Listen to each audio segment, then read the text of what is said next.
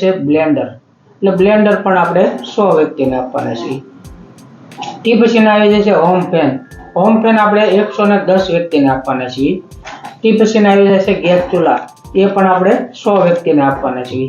તે પછીની આવી જાય છે બાબા સાયકલ, એ પણ આપણે 100 વ્યક્તિને આપવાના છીએ. તે પછીની છે આપણે ઇસ્ત્રી, તો એ પણ આપણે 110 વ્યક્તિને આપવાના છીએ.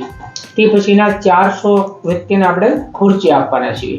તે પછીના 120 ટોકન ખોલવાના છે, એમાં આપણે ટોટલ 120 વ્યક્તિને ડિનર સેટ આપવાના છે. એની પછી આગળ વધશું તો 555 જણાને આપણે ડિનર સ્લાટ કટર આપવાના છે. તે પછીની આવી જાય છે 500 ટોકન ખુલશે એક સાથે, એટલે એક સાથે 500 ટોકન ખુલશે, એમાં આપણે કાંડા ઘડિયાળ એ પણ આપવાના છીએ. તે પછીનું આગળ વધશું તો આપણે 1000 વ્યક્તિને આપણે દિવાલ ઘડિયાળ આપવાના છીએ.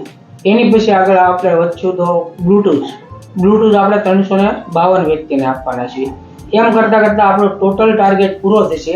ત્યાં આપણા ટોટલ ટોકન ખુલેલા છે 3633. 3633 આમાં વિનર થશે. માનો કે જે કોઈ વિનર થયા છે, કેશ પેમેન્ટ જે લોકોને આપવાનું છે એ લોકોને આપણે સેમ ડે અથવા નેક્સ્ટ ડે આપણે રોકડું પેમેન્ટ આપી દેવાનું છે. અને એ પછીની જે વિનર હશે એને આપણે જે પ્રોડક્ટ દેવાની છે એમની પાસેથી આપણે 15 દિવસનો ટાઈમ લેવાનો છે, કારણ કે પ્રોડક્ટ પણ આપણે બહારથી ખરીદવી પડશે. એટલા માટે આપણે પ્રોડક્ટમાં 15 દિવસનો ટાઈમ લઈશું. તો 15 દિવસમાં આપણે જે કોઈ વિનર થયેલા છે એમને આપણે ઘરે જઈને આપણે એમની પ્રોડક્ટ પહોંચાડી દેવાની છે. બાકીના કોઈ પણ બાળકોએ સ્કૂલોમાં ખરીદી કરેલી છે તો એમના પહેલા સ્કૂલનો કોન્ટેક્ટ થશે અને ત્યાંથી આપણે નામ જણાવશું કે આ વ્યક્તિગતને લાગેલું છે. કારણ કે બાળકો પાસેથી આપણે મોબાઈલ નંબર તો લીધેલા છે નહીં, તો મોબાઈલ નંબરની જગ્યાએ આપણે સ્કૂલના નેમ લખેલા છે. તો સ્કૂલનો નેમ છે એટલે આપણે સીધો સ્કૂલનો કોન્ટેક્ટ કરશું. સ્કૂલનો કોન્ટેક્ટ થશે એટલે સ્કૂલના કોન્ટેક્ટ દ્વારા બાળક પાસે ઇનામ પહોંચી જવાનું છે. એટલે આપણો કોઈ એવો હેતુ નથી કે બાળકને આ ઇનામના ડ્રોમાં નાખવાનો, પણ બાળકો પેન તો યુઝ કરે છે તો પેન પણ આપણે બનાવી છે. તો મારો માર્કેટિંગનો હેતુ છે કે માર્કેટમાં મારે આ પેનથી માંડીને નોખા અલગ અલગ બિઝનેસ જે મેં સ્ટાર્ટ કર્યા છે માર્કેટિંગ માટેના, એના માર્કેટમાં ઉતારવાનો હેતુ છે.